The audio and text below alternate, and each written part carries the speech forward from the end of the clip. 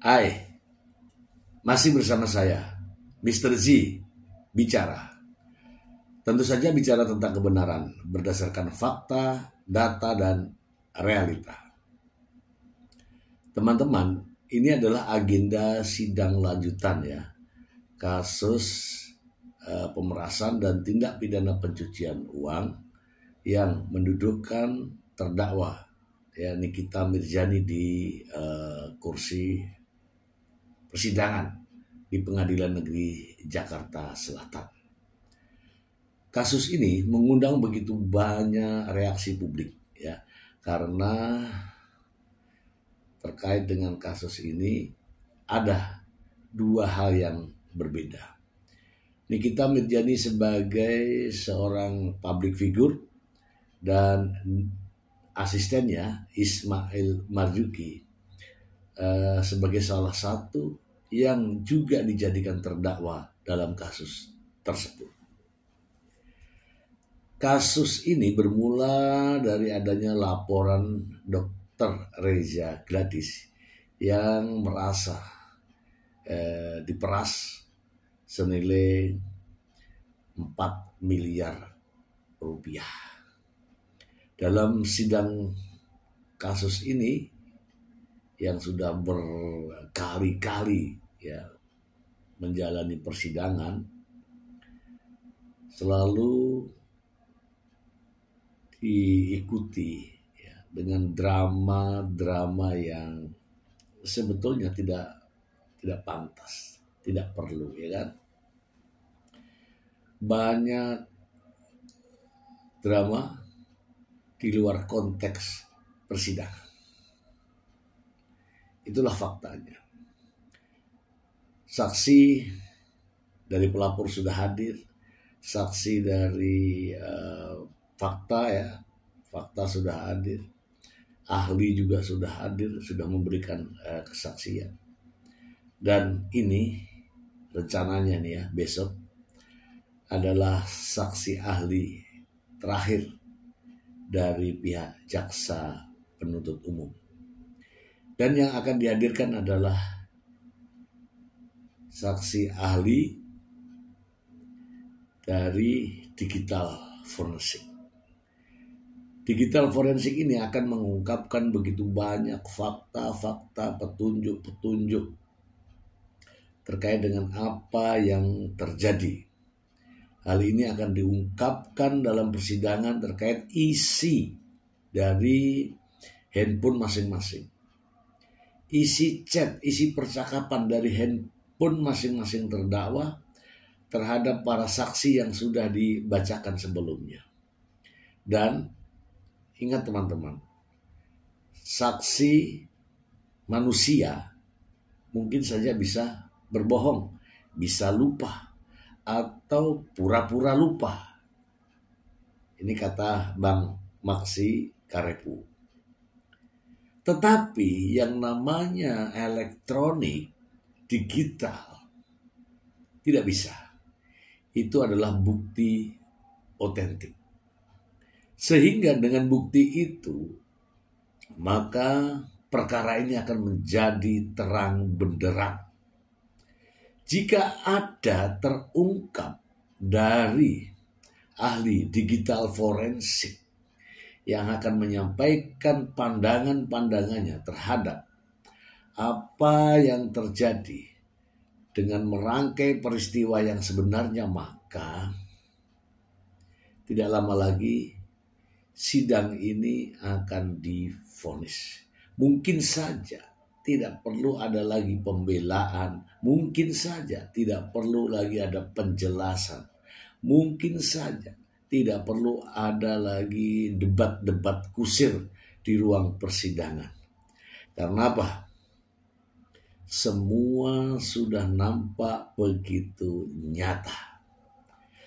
Namun karena aturan ya, prosedur persidangan memang harus melalui perdebatan, ya meskipun perdebatannya tidak membuahkan hasil, namun tetap akan dilakukan.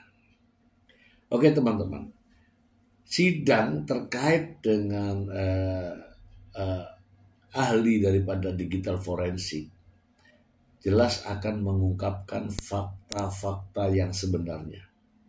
Meskipun sebelumnya sudah ada ahli-ahli lain yang telah memberikan keterangan.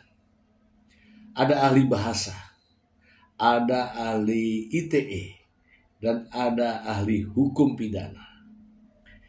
Kali ini ada ahli digital forensik. Dan tentu saja ada ahli-ahli lain yang terkait ya. Mungkin saja ahli bidang perbankan atau PPATK. Sebelumnya saya juga ingin membacakan sebuah berita untuk Anda. Berikut ini. Dari NTV News, rumor penangguhan Nikita Mirzani diterima, Fitri Salhuteru gak usah tebang pilih. Bacakan saja ya.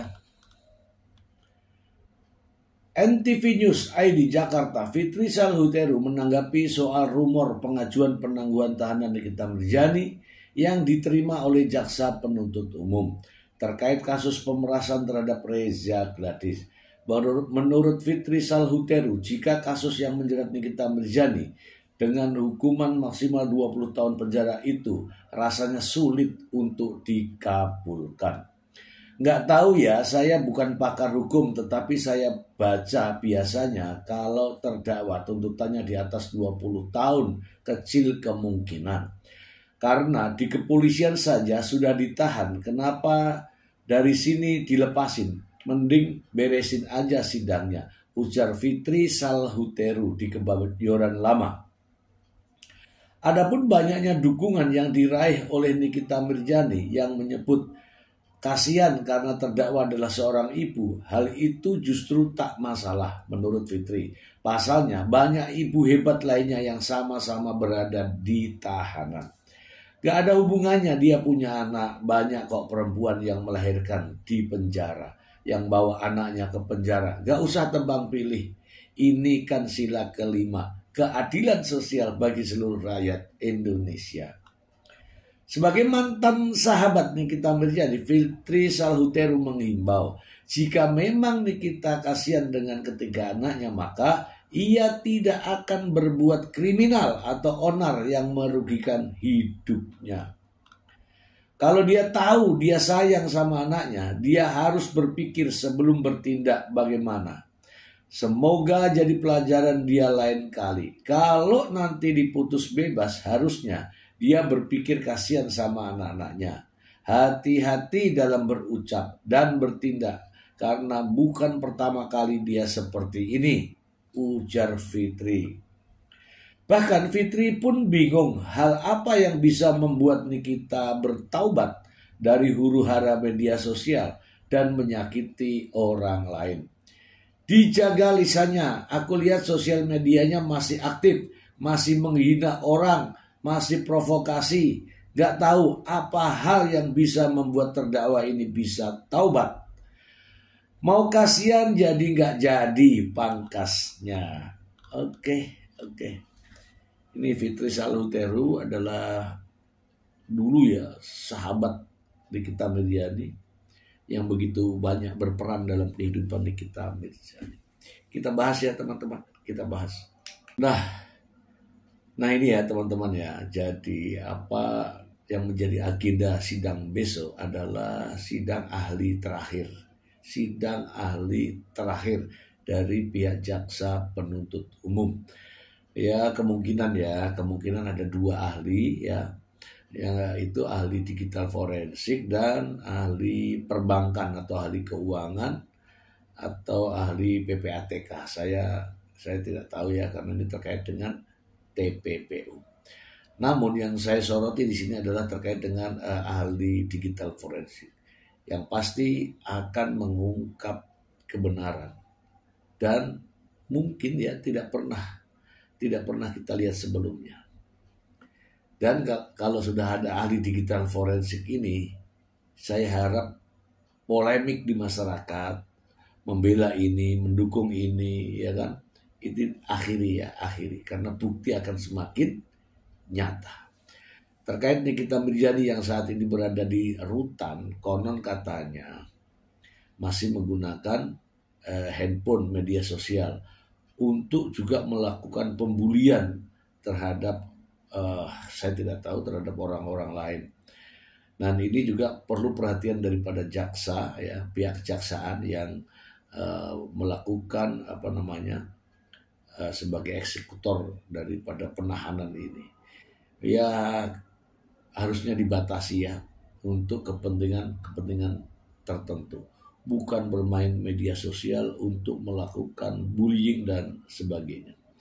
Itu ya teman-teman, terkait yang barusan ini membuktikan ya, ada berita barusan saya bacakan ini membuktikan adanya kebenaran bahwa Nikita Mirzani masih menggunakan media sosial meskipun posisinya berada di rumah tahanan. Itu saja teman-teman, semoga bermanfaat. Terima kasih. Bye.